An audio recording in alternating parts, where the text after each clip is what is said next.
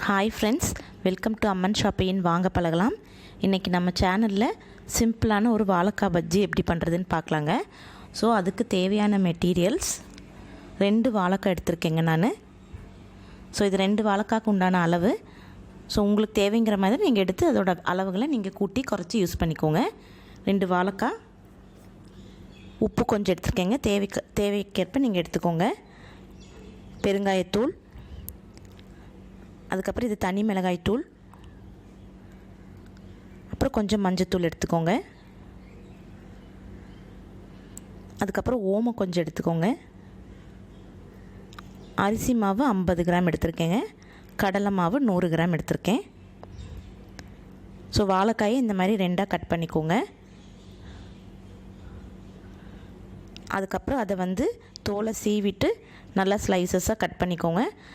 Slices ரொம்ப தின்னாகவும் இருக்கக்கூடாது, ரொம்ப திக்காகவும் இருக்கக்கூடாது. ரொம்ப திக்காக இருந்தால் அது சீக்கிரத்தில் வேகாது. ஸோ இந்த அளவுக்கு ஸ்லைசஸாக கட் பண்ணி எடுத்துக்கோங்க.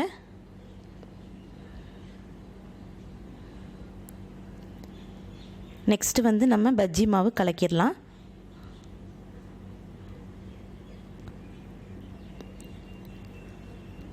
ஸோ 100 கிராம் கடலை மாவு கூட 50 கிராம் அரிசி மாவை போட்டுக்கோங்க.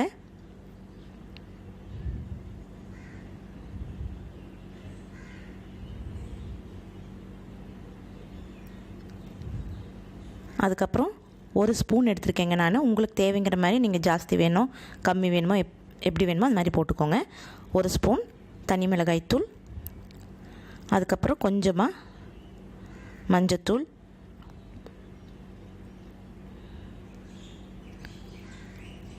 அதுக்கப்புறம் உப்பு, ஓமம் எல்லாமே சேர்த்திக்கோங்க.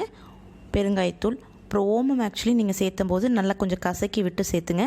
அப்போ தான் அதோட வாசனை நல்லாயிருக்கும். ஸோ ஓமமெல்லாம் சேர்த்தும் போது உங்களுக்கு வயிற்றுக்கு கொஞ்சம் ப்ராப்ளம் வராமல் இருக்கும்.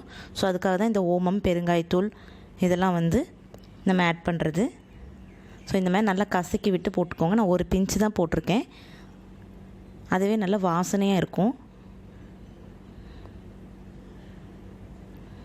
ஸோ இதில் பார்த்திங்கன்னா நான் இது சேர்த்தலைங்க, சோடா உப்பு. ஏன்னா நாங்கள் கொஞ்சமாக பஜ்ஜி செய்கிறனால நாங்கள் சுட்ட உடனே சாப்பிட்ருவோம். அதனால் நான் அதெல்லாம் ஆட் பண்ணலை.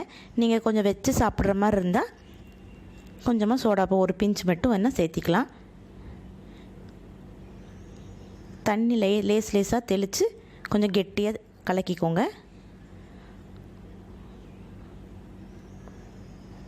இந்த மாதிரி நல்லா வாழைக்காயை பிரட்டி எடுத்து நல்லா எண்ணெய் காஞ்ச உடனே அதை உள்ளே போட்டுக்கோங்க.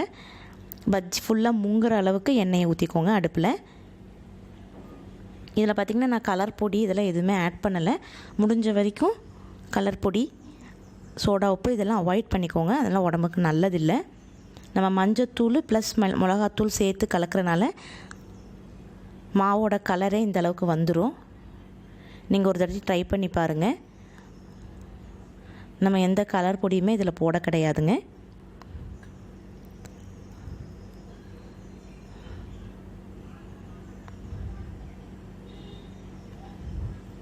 ஸோ நல்லா வேக விடுங்க. ஓரளவுக்கு வெந்ததும் திருப்பி விட்டு வேக விடுங்க. ஸோ கம்மியாக நம்ம எண்ணெய் விட்டு நம்ம சுட்டோன்னா அந்த இத்துண்டு எண்ணெயும் ஃபுல்லாகவே உறிஞ்சிரும்.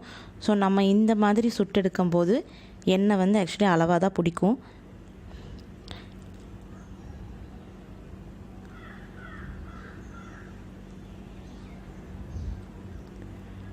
மீதமாக இருக்கிற எண்ணெயை நம்ம வேறு எதுக்காச்சும் கூட சமையலுக்கு யூஸ் பண்ணிக்கலாம். நம்ம வீட்டுக்கு யூஸ் பண்ணுறனால தோசைக்கு, சப்பாத்திக்கு ஊற்றி சுடும்போது அந்த மாதிரி நம்ம யூஸ் பண்ணிக்கலாம்.